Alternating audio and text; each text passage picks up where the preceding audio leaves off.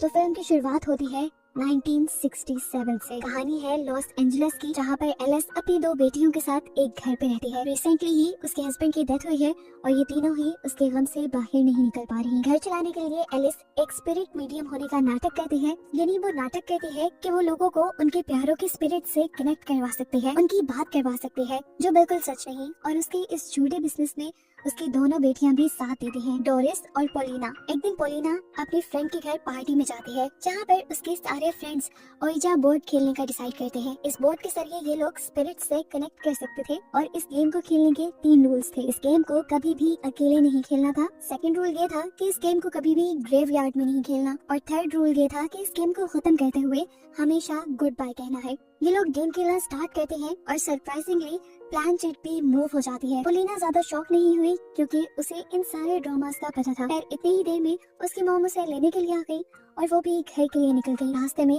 उसने एलिस को मशवरा दिया कि हम भी अपने घर में एक ओइजा बोर्ड ले आते हैं, जिससे हमारे क्लाइंट्स को बेवकूफ बनाने में हमें काफी आसानी होगी। एलिस भी उसकी बात मान जाती है और सुबह होते ही एक ओइजा बोर्ड अपने घर ले आती है। बोर्ड घर पे रखने के बाद वो डोरिस को लेने के लिए स्कूल चली जाती है, जहाँ हम देखते हैं कि डोरिस को स्कूल के बच्चे बुली कर रहे थे, जिसके बारे में डोरिस ने किसी से शेयर नहीं किया था। खैर डोरिस को लेकर एलिस घर आ गई और घर आते ही उसने ओइजा बोर्ड खेलने का डिसाइड किया, ये जाने बगैर कि इस गेम को खेलने के लिए कुछ रूल्स थे। इस गेम को कभी अकेले नहीं खेलना था और वो अकेले ही खेल रही थी। ये खेलते हुए उसने नोटिस किया कि प्लान शीट हिल रही थी। अब एलिस यहाँ पर मौजूद किसी भी स्पिरिट से कुछ सवाल पूछने लग जाती है, जिसके जवाब यहाँ प्लान शीट पर तो एलिस को नहीं मिलते, लेकिन ऊपर हम देखते हैं कि एलिस की बेटी डोरिस अब पोसेस हो चुकी है और वो उन सभी सवालों के जवाब दे रही है जो एलिस नीचे बैठी ओइजा बोर्ड से पूछ रही थी।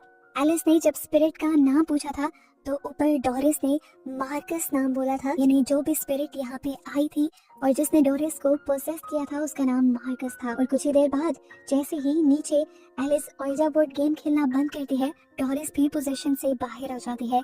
लेकिन गेम छोड़ते हुए भी एलिस ने एक और रूल तोड़ दिया, उसने गुड बाय नहीं बोला। रात होती है और हम देखते हैं कि डोरिस भी उस ओइजा बोर्ड के पास आई है। उसे पता था ये ओइजा बोर्ड लोगों को उनके प्यारों के स्पिरिट से कनेक्ट कर पाता है। वो अपने डैड रॉजर के स्पिरिट से कनेक्ट करने की कोशिश करती है और हैरानकुन तौर पर ओइजा बोर्ड की प्लान चिट हिलती है और उसको लगता है कि उसने अपने डैड से कांटेक्ट कर लिया है। अगले दिन डोरिस स्कूल चली जाती है और स्कूल में फादर टॉम, जो कि स्कूल को चला रहे थे, वो एलिस को स्कूल बुलाती हैं। उन्हें लग रहा था कि डोरिस ने आज जो होमवर्क किया था उसमें एलिस ने उसकी मदद की थी, लेकिन ऐसा नहीं था। उसने बहुत ही शानदार होमवर्क किया था, ऐसा परफॉर्म तो उसने आज तक स्कूल में नहीं किया था। खैर एलिस अब डोरिस को लेकर घर वापस आ जाती है और घर आने पर उन्हें पता चलता है कि जल्द ही उनका घर सील होने वाला है, क्योंकि अपने हस्बैंड रॉजर के मरने के बाद से एलिस इस घर के टैक्सेस पे नहीं कर पा रही थी। एलिस और पोलिना इस बात से बहुत ज्यादा परेशान थी, जबकि अंदर डोरिस इस टाइम भी ओइजा बोर्ड के साथ लगी हुई थी। इसी ओइजा बोर्ड के जरिए डोरिस के डैड उसे एक बेसमेंट पे बने कमरे के बारे में बताते हैं, जिसकी एक कबर्ड में बहुत सारा पैसा रखा हुआ था। ये बात जानकर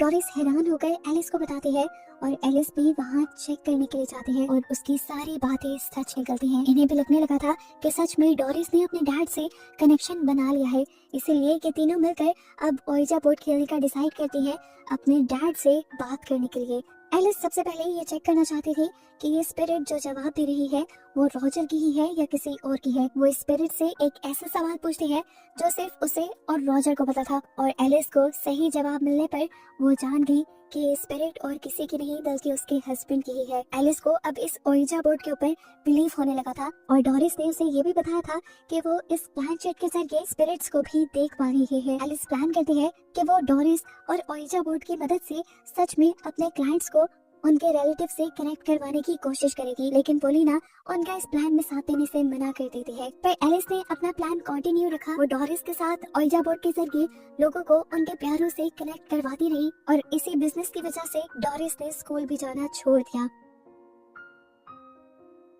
ओइजा बोर्ड खेलते हुए अक्सर डोरिस अजीबोगरीब आवाजें भी निकालती थी, जो तकरीबन लोगों के फैमिली मेंबर जैसी ही लगती थी, और इससे उनके क्लाइंट्स ज्यादा इन लोगों के ऊपर बिलीव करने लगे थे। इनका बिजनेस बहुत अच्छा चलने लग गया था, लेकिन इस सब के दौरान डोरिस अपनी गर्दन में लगातार दर्द फील करती है।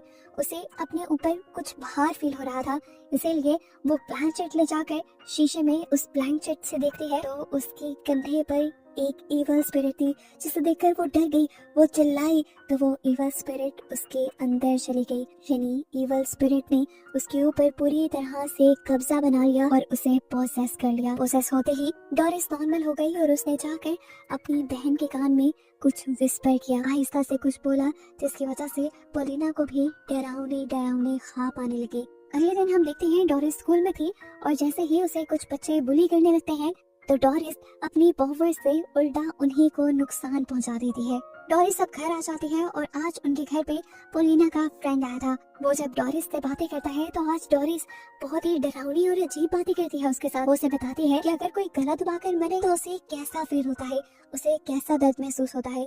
और ये बातें सुनकर इस लड़के को काफी अजीब लगा था। अब पोलिना भी जब अपने रूम में आती है तो देखती है कि उसके डॉल के होंठों को किसी ने सी दिया था। ये देखकर पोलिना को गुस्सा आया, उसे लगा ये काम डोरिस का है, लेकिन डोरिस ने बताया नहीं, ये काम मैंने नहीं किया, ये काम डैड ने किया है, क्योंकि वो इस घर में आने वाली सभी आवाजों को बंद करना चाहते हैं। वो उन आवाजों की बात कर रहे थे जो डोरिस निकाल रही थी आजकल।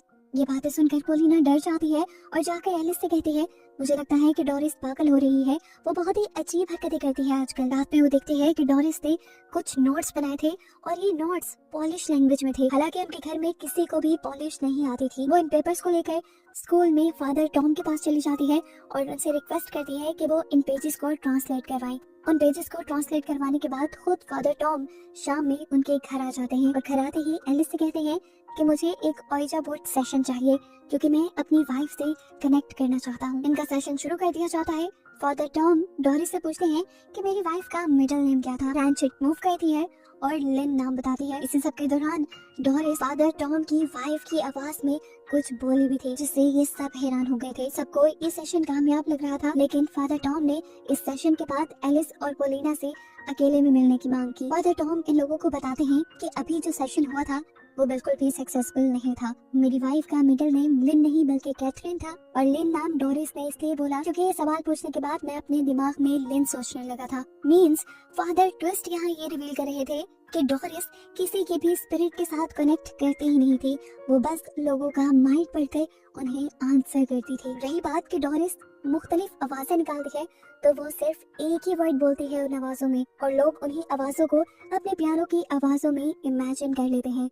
यानी डोरिस किसी रैंडम आदमी या औरत की आवाज निकाल पाती थी, क्योंकि फादर टॉम ने बताया कि डोरिस ने उस टाइम जो आवाज निकाली थी वो भी मेरी वाइफ की नहीं थी। एलिस ने भी सवाल किया कि आखिर डोरिस ये सब कर कैसे पा रही है, तो फादर टॉम ने बताया कि उसे किसी इवल स्पिरिट ने पोसेस किया हुआ है जो सब काम ये डोरिस से करवा रहा है। उन्होंने पोलिना को बताया कि तुमने मुझे जो पेजेस ला कर दिए थे उसमें एक मार्कस नाम के बंदे की कहानी लिखी हुई है जो पोलैंड से यहाँ लॉस एंजलिस आया था। वर्ल्ड वॉर 2 के टाइम एक पागल डॉक्टर ने मार्कस को पकड़ लिया था और वो डॉक्टर मार्कस के ऊपर अजीबोगरीब एक्सपेरिमेंट करता रहा। वो डॉक्टर एक साइकोपैथ था। मार्कस जैसे कई लोगों को वो पकड़ के लाता था, उन पर एक्सपेरिमेंट करता था, उन्हें अपनी बेसमेंट में बंद करके रखता था और आखिर उन्हें मार देता था। और ये घर जिसमें इस टाइम एलिस और उसकी फैमिली रह रही है, ये असल में उसी डॉक्टर का घर था। और जितने भी लोग उस डॉक्टर ने मारे थे उनकी लाशें आज तक इसी घर में थी। यानी मान ले कि ये घर एक कब्रिस्तान था और जैसा हमें पहले पता है कि ओइजा बोर्ड का रूल है उस गेम को कब्रिस्तान में नहीं खेलना, तो तीसरा रूल भी यानी एलिस ने तोड़ दिया था ओइजा बोर्ड का और इसी वजह से ये लोग किसी बड़ी मुश्किल में फंसने वाले थे। फादर टॉम आगे बढ़ते हैं और बताते हैं कि इन पेजेस में मार्कस ने अपने मरने की बात वाली भी फीलिंग्स लिखी हैं। मरने के बाद भी वो इन सारी चीजों को फील कर पाता है। वो पिछले कई सालों से बाकी स्पिरिट्स के साथ इसी दुनिया में उनके इसी घर में रहता है। मार्कस ने इन पेजेस में लिखा था कि स्पिरिट वर्ल्ड बहुत ही कोल्ड है, वॉइसलेस है, इसमें कोई बोल नहीं सकता, किसी के पास आवाज नहीं है, लेकिन मार्कस को आवाज मिल गई है डोरिस की शक्ल में। यही वजह थी कि डोरिस एलिस के सारे सवालों का जवाब सही से दे पा रही थी, क्योंकि हमेशा से ही मार्कस उन लोगों के दरमियान रहा था। नीचे हम सोफे पर बैठी हुई डोरिस को देखते हैं जिसकी आंखें भयानक हो चुकी हैं और उसने पूरा मुंह खोला हुआ है। इतनी देर में दरवाजा नॉक होता है और वो नॉर्मल हो जाती है। जाकर उसने दरवाजा खोला तो यहाँ पर पोलिना का फ्रेंड आया हुआ था, जिससे हेलो हाय करने के बाद वो उसे बेसमेंट में ले गई। यहाँ बेसमेंट में जाने के बाद वो छेड़छाड़ करते ही इस लड़के को यहाँ पे कुछ स्कल्स मिलते हैं, मरे हुए इंसानों के ढांचे मिलते हैं, जिन्हें देखकर वो घबरा जाता है। और पीछे हम डोरिस को देखते हैं जो अब अजीबोगरीब तरीके से प्रोसेस हो रही थी, उसकी बॉडी भी मुड़ रही थी और एकदम से उसने आकर इस लड़के के ऊपर हमला कर दिया और हमला करते हुए उसकी आंखें बिल्कुल सफेद पड़ चुकी हैं। इस मर्तबा हमला करके उसने इस लड़के का गला दबाकर इसे मार डाला। खैर यहाँ पर फादर टॉम भी अपनी मीटिंग करके पोलिना और एलिस के साथ नीचे आते हैं, तो आते ही ये देखकर उनके होश उड़ जाते हैं कि पोलिना के दोस्त की लाश उनके घर के बीचों बीच लटकी हुई थी, कुछ इस तरह से कि जैसे इस लड़के ने खुदकुशी की हो, खुद को फांसी से लटकाया हो। ये देखकर फादर टॉम डर गए और फौरन बेसमेंट में गए। यहाँ पर फादर को दीवार के अंदर कई इंसानों के स्कल्स दिखते हैं, इसलिए फादर फौरन से एलिस को उनका ओइजा बोर्ड जला देने को कहते हैं। ये लोग ओइजा बोर्ड तो जला चुके थे, लेकिन कुछ ही देर बाद हमें वही ओइजा बोर्ड सही सलामत उनके टेबल पे रखा हुआ दिखाई दिया। यहाँ हम देखते हैं कि सबके दौरान इन्हें डोरिस कहीं नहीं मिल रही थी, लेकिन तभी फादर को दीवारों के पीछे से किसी की आवाजें आई। उन्हें यहाँ पर एक हिडन डोर भी मिल गया जिसके अंदर एक और कमरा था। ये उस पागल डॉक्टर की लैब थी जिसमें वो इंसानों पर एक्सपेरिमेंट किया करता था और यहीं पर डोरिस पोसेस हुई खड़ी थी। फादर टॉम के यहाँ आते ही यहाँ की स्पिरिट फादर टॉम को भी पोसेस कर लेती है और फादर टॉम अब खुद ही एलिस और पोलिना के ऊपर हमला कर देते हैं, जिनसे बचने के लिए ये दोनों यहाँ से भाग जाती हैं। दिखाया जाता है कि वो स्पिरिट फादर टॉम का दम घोट के उसे मार डालती है, जबकि पोसेस हुई डोरिस अब अपनी मॉम और बहन को मारने के लिए बाहर निकल आती है। डोरिस के हाथ लग जाती है उसकी मॉम, जिन्हें वो बेहोश करके बेसमेंट में ले जाती है। जबकि यहाँ पर हमें दिखाया जाता है कि पोलिना के पास उसके डैड की सोल आई थी, जो उसे उठाकर उसके कमरे में ले गए। यहाँ पर इन सब चीजों को दोबारा से ठीक करने का तरीका पोलिना के डैड ने उसे समझाया कि तुम्हें उन आवाजों को ही बंद करना होगा जो स्पिरिट वर्ल्ड से यहाँ आ रही हैं। ये सारी आवाजें क्योंकि डोरिस को मीडियम बनाकर यहाँ आ रही थी, इसीलिए पोलिना को डोरिस के हॉर्न बिल्कुल उसी तरह सीने थे जैसे तुम्हारी डोल के हॉर्न मैंने सीए थे। पोलिना अपने डैड की सारी बात समझकर फौरन अपनी मॉम को बचाने के लिए बेसमेंट में पहुंच जाती है, जहाँ पर डोरिस बस अपनी मॉम के ऊपर हमला करके उन्हें मारने ही वाली थी। इस टाइम पोलिना अपनी बहन की होंठों को सीने के लिए स्टिचिंग नीडल भी लेकर आई थी। उसने फौरन से जाकर डोरिस के ऊपर हमला कर दिया, लेकिन पीछे से काफी सारी स्पिरिट्स उसे रोकने लग गईं। काफी सारे काले हाथ उसकी बॉडी के ऊपर दिखाए गए, लेकिन पोलिना डरी नहीं, रुकी नहीं। उसने आखिर डोरिस के हॉर्न बिल्कुल उसी तरह से सी दिए जैसे उसके डॉल के सिले हुए थे, और ऐसा करते ही डोरिस मारी गई। मरने के बाद आखिर डोरिस की सोल जाकर अपनी डैड की सोल से मिलती है और खुश हो जाती है। जबकि यहाँ अब हम पोलिना को देखते हैं, जिसे यहाँ की सारी सोल्स ने पोसेस कर लिया था, और पोसेस होते ही उसने अपनी मॉम को मार डाला। उसके मॉम के मरते ही उसे होश आ गया और वो जोर जोर से चिल्लाने लगी, ये रियलाइज करते हुए कि उसने अपनी मॉम के साथ क्या कर दिया था। जिसके बाद सीन यहीं से कट होता है और हमें काफी सारे सालों बाद पोलिना को मेंटल हॉस्पिटल में दिखाया जाता है। उसके ऊपर उसकी मॉम और उसकी बहन को मर्डर करने का इल्जाम था। यहाँ पर डॉक्टर की बातों से हमें पता चलता है कि पुलिस को आज तक डोरिस की लाश नहीं मिली थी और पोलिना भी इस बारे में उन्हें कभी कुछ नहीं बताती थी। डॉक्टर पोलिना को वापस उसके रूम में भेज देते हैं, जहाँ जाकर पोलिना अपने खून से दोबारा एक ओइजा बोर्ड तैयार करती है और अपनी बहन की सोल को बुलाने की कोशिश करती है। उसका ये प्रोसेस काम कर भी जाता है और थोड़ी ही देर में हम डोरिस की स्पिरिट को उसके पास बैठा देखते हैं। जब डॉक्टर पोलिना के रूम के पास से गुजरते हैं तो वो यहाँ कुछ अनयूजुअल फील करते हैं। वो रूम के पास खड़े हो जाते हैं और पोलिना भी उनके सामने आकर खड़ी हो जाती है। रूम के अंदर तो उन्हें कुछ एबनॉर्मल फील नहीं हुआ, लेकिन वो ये नहीं देख पाए कि मरी हुई डोरिस की सोल इवल तरीके से उनके पीछे लटकी हुई थी। और बस यही दिखाते हुए ये मूवी यहाँ खत्म हो गई।